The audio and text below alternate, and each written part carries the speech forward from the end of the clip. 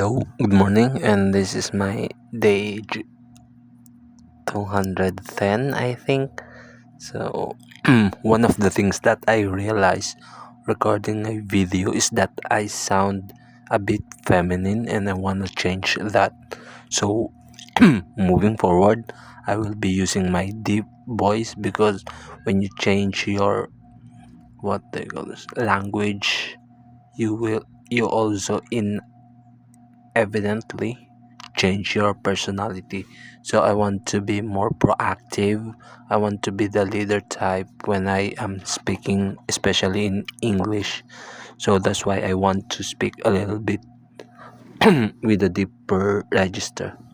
And it might not be something that I can do proactive or instinctively, but I want to do it proactively so that when the time comes or when I've got used to it, it wouldn't feel cringe worthy. Because based on the videos that I watch, why does a person starting feels a little bit cringe? It is because that we prioritize or we assume that when a person is doing something perfectly or as easy as it seems, we say or we are rewarded with the satisfaction that they are good in that aspect.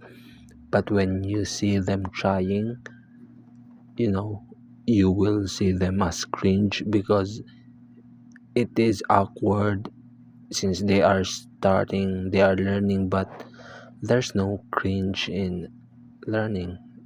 Why would you be ashamed to learn? And because that is life, you just need to do something, try it. If you fail, you learn something.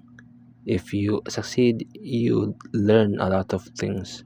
So yeah, I just want to get that out of the way. And especially since I've watched my previous videos and I want to change myself, and one of that change is the way I speak. So I want to have a deeper register voice and more proactive intonations.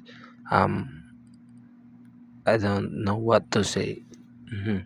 I should also stop saying I don't know, instead just be comfortable on the poses.